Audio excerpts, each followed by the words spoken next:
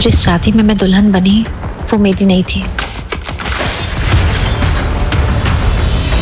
मैं तो सिर्फ एक अनाथ लड़की थी जिसे अपने मामा की जान बचाने के लिए प्रियंका दीदी की जगह पे बैठना पड़ा। उस रात शादी की शहनाइयां मातम की गूंज सी लग रही थीं। तब दुल्हन के कमरे में आखिर ये कैसी मायूसी थी? प्रियंका का दिल जोर जोर से धड़क रहा था। तभी दरवाजे पर अचानक दस्तक हुई।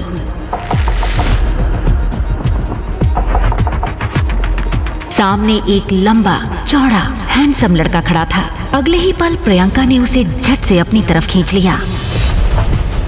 प्रियंका ने सनी को कसकर गले लगाते हुए बोला, ओ सनी, शुक्र है तुम सही टाइम पर आ गए। मैं तो डर गई थी कि अगर तुम नहीं आए तो मैं उस रईसज़ादे अरमान की बीवी बनके अपनी पूरी लाइफ खराब कर लूंगी। तुम नहीं जानते उस आदमी को। मैं सब जानता हूँ प्रियंका। इस पूरे शहर में शायद ही कोई होगा जो अरमान सिंघानिया को नहीं जानता होगा।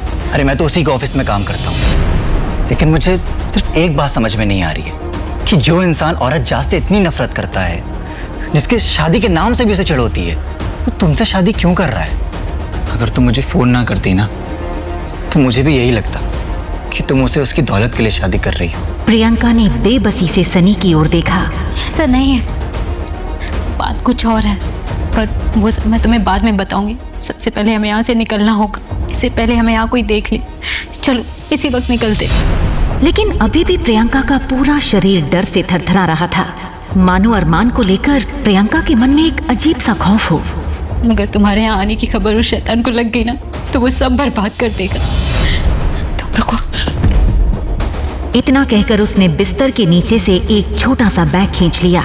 सनी का हाथ थामे प्रियंका पीछे वाले दरवाजे की ओर बढ़ चुकी थी कि तभी आवाज गूंज उठी थी, प्रियंका दीदी बारात आ चुकी है, आप कहाँ जा रही हैं? ये आवाज सुनते ही प्रियंका के कदम वहीं थम गए।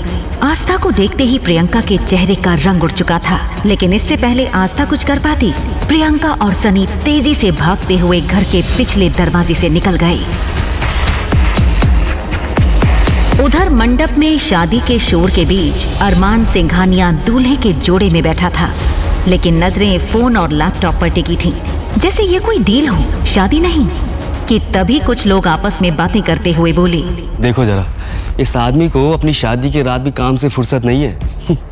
आखिरकार सिंघानिया इंडस्ट्रीज का इकलौता वारिस है। लेकिन एक बात समझ में नहीं आई यार, आखिर इस अरमान सिंघानिया ने एक मिडिल क्लास की लड़की को अपनी पत्नी बनाने का फैसला क्यों लिया? बड़े लोगों की बड़ी बात। इस शादी को लेकर लोग तरह तरह की बातें कर रहे थे। अरे विवाह का शुभ मुहूर्त निकला जा रहा, दुल्हन को बुलाइए। दुल्हन का नाम सुनते ही एक औरत 2-3 लड़कियों को साथ लेकर दुल्हन के कमरे की तरफ बढ़ी। I'm sorry, आप लोग दुल्हन को लेने जा रहे थे क्या? आप लोग यहीं पर रुकिए, मैं अपनी बेटी को लेकर आता हूँ। थोड़ी तैयारी बाकी है ना, आप लोग रुकिए। मनोज ने बात वहीं खत्म कर दी और सबको दोबारा मंडप की तरफ भेज दिया, क्योंकि आस्था उसे पहले ही सच बता चुकी थी। प्रियंका भाग चुकी है।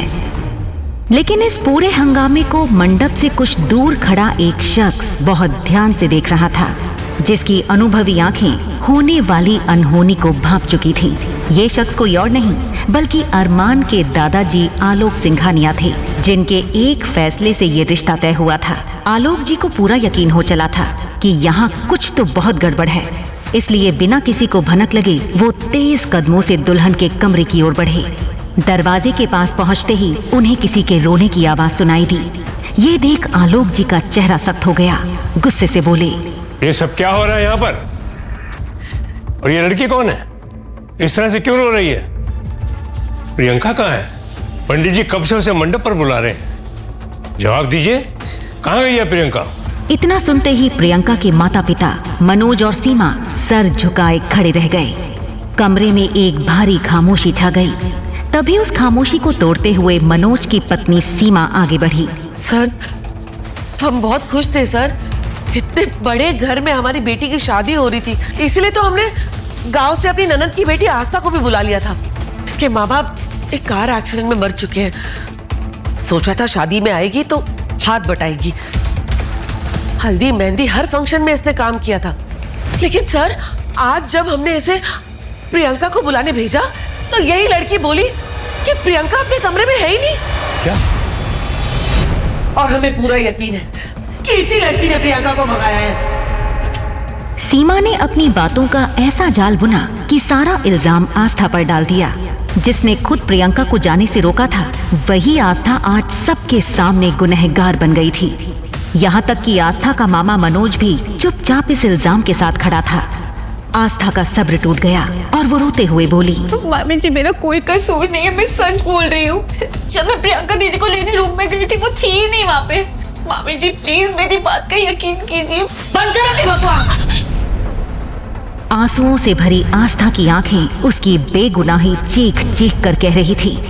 फिर भी कोई उसका यकीन करने को तैयार नहीं था कि तभी आलोक सिंघानिया का गुस्सा जैसे आग बनकर फूटा। बस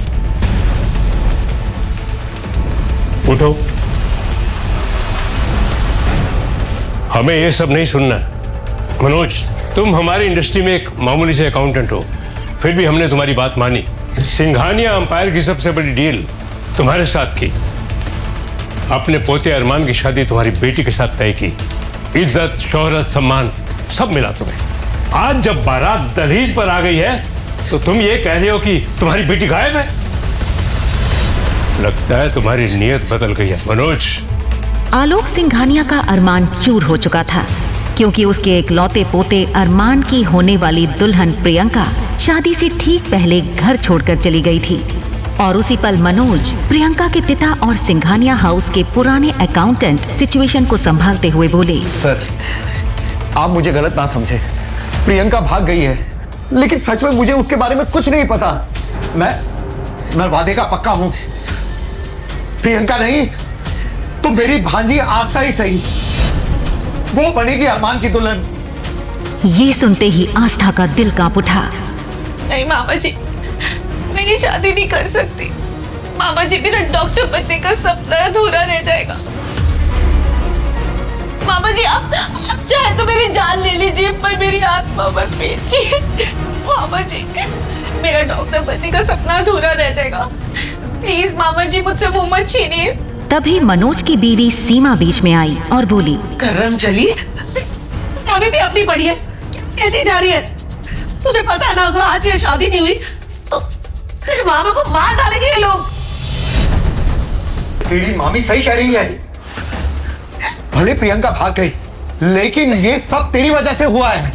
तूने उसे भगाने में मदद की है, इसलिए तू ही हमें इस मुसीबत से निकालेगी। तू समझ रही है ना मैं क्या कह रहा हूं? आस्था अपने ही रिश्तेदारों के कहे हुए उन जहरीले शब्दों से कांप उठी।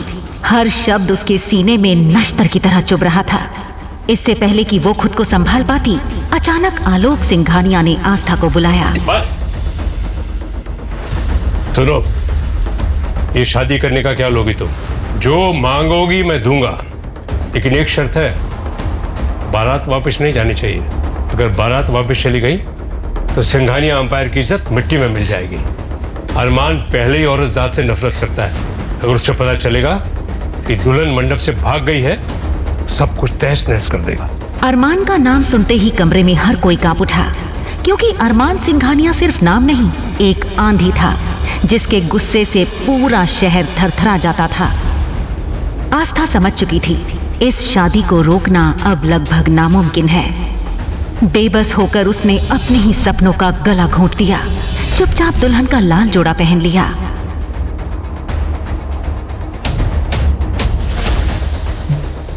बेटा, चाहे जो भी हो, एक बात याद रखनी, ये राज अरमान को पता नहीं चलना चाहिए। तुमको आस्था ने बिना कुछ कहे हाँ में सिर हिला दिया। सबके सामने आस्था एक परफेक्ट दुल्हन बनी रही, लेकिन अंदर से डर, कंफ्यूजन और गिल्ट से टूटी हुई लड़की थी। कुछ ही मिनट में आंखों में आंसू लिए शादी के मंडप में बैठ गई, लेकिन वहां जो नजारा उसे मिला उसके होश उड़ गए। चारों ओर शहनाइयां गूंज रही थी और बीच मंडप में अरमान सिंघानिया अपने लैपटॉप में डूबा हुआ था। उसे जरा सा भी अंदाजा नहीं था कि जिससे वो शादी कर रहा है वो प्रियंका नहीं है, उसकी दुल्हन बदल चुकी है।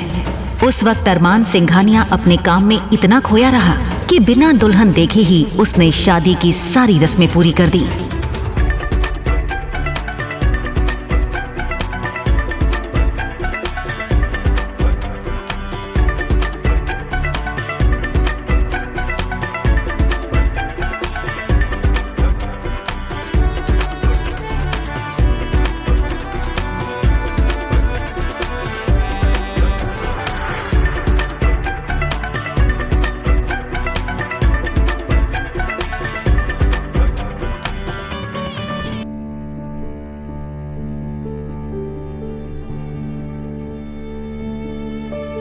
फिर आखिरकार विदाई का वक्त आया। आस्था को अब अपनों से विदा लेकर उस अनजाने ससुराल की ओर बढ़ना था जिसके बारे में वो कुछ भी नहीं जानती थी। उसकी नजरें भीड़ में अपनी नानी को ढूंढ रही थीं, जिन्होंने उसे बचपन से पाला था। और जैसे ही आस्था की नजर नानी पर पड़ी, वो सब कुछ भूलकर दौड़ पड़ी और उनके गले लिपटकर फूट फूट कर रोते हुए आस्था और उसकी नानी उस दिन को कोसने लगी जब पहली बार मामा मनोज का फोन आया था। आस्था अपनी इस बर्बादी में आने से कुछ दिन पहले तक गांव में खुशी खुशी अपनी नानी के साथ रहती थी, जिन्होंने उसे बचपन से पाला था। लेकिन जब मामा मनोज का फोन आया था, आस्था पूरे गांव में खुशी से नाचने लगी। नानी माँ, मामा का फोन आया था। प्रियंका दीदी की शादी है शहर में, जाके कितने मजे आएंगे ना। नानी माँ, आपकी पोती की शादी है। जहाँ आस्था खुशी से झूमे जा रही थी, वहीं उसकी नानी के चेहरे पर खुशी नहीं बल्कि एक डर था और उन्होंने आस्था को रोकते हुए बोला, बेटा, हम इस शादी में नहीं जाएंगे। ये मनोज अच्छा नहीं है। तुम उस चौखट पर कदम भी मत रखना। मनोज मेरा बेटा है, लेकिन उसका दिल पत्थर है। और उसकी बीवी सीमा, वो तो नागिन है, नागिन। वो दोनों शहर जाकर हम लोगों को भूल चुके हैं। तुम्हें वहां जाकर कुछ भी नहीं मिलेगा, ना कोई प्यार, ना अपनापन और ना ही कोई इज्जत। फिर क्यों जाना चाहती हो इस शादी में? लेकिन आस्था शहर जाने को लेकर इतनी एक्साइटेड थी कि उसने नानी को फिर से समझाने की कोशिश की। नानी माँ, आप ऐसा क्यों सोच रही हैं? इतने सालों बाद मनोज मामा ने हमें बुलाया तो सही। अगर वो चाहते तो नहीं भी बुलाते। नानी माँ, उनकी इकलौती बेटी, आपकी इकलौती पोती की शादी है, प्रियंका दीदी की शादी है। हमें जरूर जाना चाहिए। अगर हम उनके खुशी में शामिल नहीं होंगे तो कौन होगा? नानी माँ, प्लीज ना मान जाइए, प्लीज प्लीज प्लीज मान जाइए। नानी चलिए ना, प्रियंका दीदी की शादी है, प्लीज नानी प्लीज, बहुत मजा आएगा। आस्था ने हर तरह से नानी को मनाया, मगर नानी अपनी जिद पर अड़ी थी। पर उस रात सब बदल गया जब दरवाजे पर जोरदार दस्तक हुई।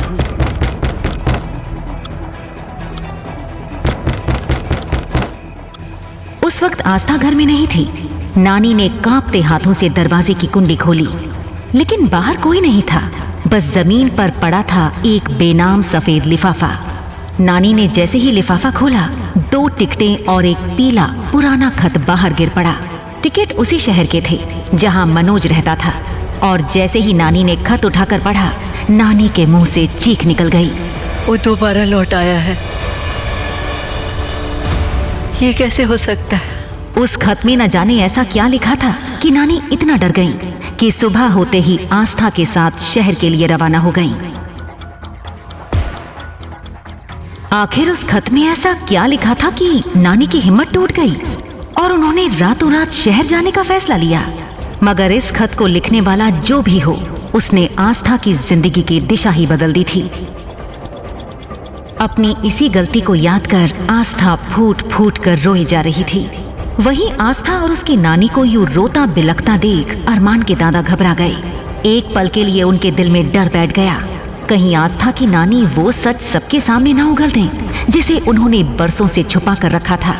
क्योंकि अगर वो सच बाहर आ गया तो ना सिर्फ सिंघानिया खानदान की इज्जत मिट्टी में मिल जाएगी, बल्कि आस्था की भी जिंदगी बर्बाद हो सकती थी। इसी डर में दादा आलोक ने मनोज मामा को इशारा किया और नानी को अंदर ले जाने को कहा। बहुत हो गया, अब रोना बंद करो, अंदर चलो घर में, वरना तबीयत खराब हो जाएगी, है ना माँ? लेकिन आस्था की नानी अब भी कहाँ रुकने वाली थी। वो रोते हुए बोली, मेरी आस्था डॉक्टर बनना चाहती थी, तूने उसका सपना तोड़ दिया। उसकी जबरदस्ती से ये शादी करवा दी बिना माँ बाप की बच्ची के साथ। तूने ये अच्छा नहीं किया। यार, शादी में आएगी मातम में आए हुए। सबके चेहरे देख के ऐसा लग रहा है कि दोस्त की शादी में नहीं, किसी की शोक सभा अटेंड करने के लिए आए। नहीं, क्यों रो रही है भाई? उनको क्या हुआ है? कहीं पता क्यों चल गया कि अपना भाई बहुत खतरनाक मॉन्स्टर है? चुप कर, कहीं अरमान भाई ने सुन लिया ना, खाम खान के स्यापे हो जाएंगे। वैसे भी इन सब लोगों की वजह से वो बहुत चिड़े हुए हैं। तुम्हारी फालतू बकवास के चक्कर में कहीं ऐसा ना कि अरमान भाई हमें यहीं छोड़ कर चले जाए। तू तो जानता ही ना उनका गुस्सा। हाँ, तो फिर तू ऐसा करने वाला था, कम से कम एक बार मुझे ये पता तो देता। माँ, माँ आप यहाँ आ जाओ।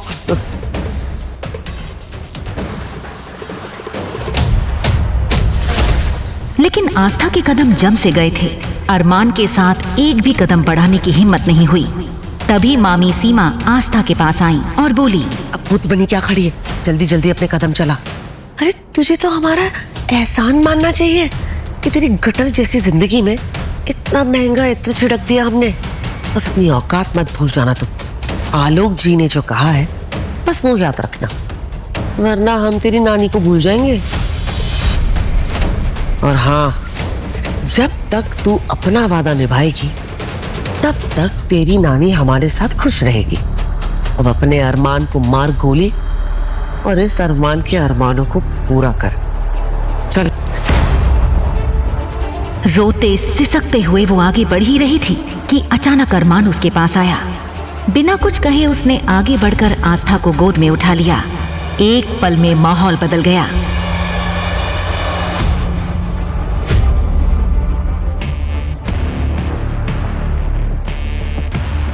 जहां आस्था अरमान के इस बर्ताव को देख असमंजस में थी, वहीं कार के पास खड़े दोनों दोस्त आहान और ध्रुव एक दूसरे का चेहरा देखने लगे।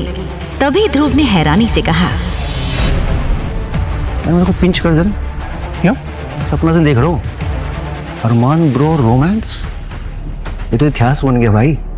भाई इतना खुश मत हो। अरमान सिंघानिया है वो। जब जी चाहे जो चाहे वो कर सकते, समझा? चलो गाइस। इतना कहते ही दोनों दोस्त अपनी अपनी गाड़ियों की ओर बढ़ गए। अरमान ने आस्था को अपनी कार में बिठाया और दरवाजा बंद किया। और फिर कुछ पल की खामोशी, लेकिन वहां मौजूद हर नजर अब भी हैरानी से अरमान पर टिकी हुई थी।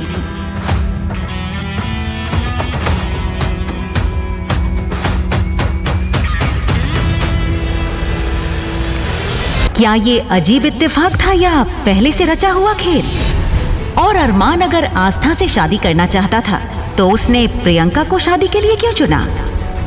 कहीं ये किसी की सोची समझी साजिश तो नहीं? क्या इस साजिश में आस्था के मामा भी थे मिले? आगे की कहानी जानने के लिए देखें अगला एपिसोड सिर्फ पॉकेट एफएम के YouTube चैनल पर। और तेरे इश्क में के सारे एपिसोड्स को सुनने के लिए डिस्क्रिप्शन में दी लिंक से डाउनलोड करें पॉकेट एफएम ऐप।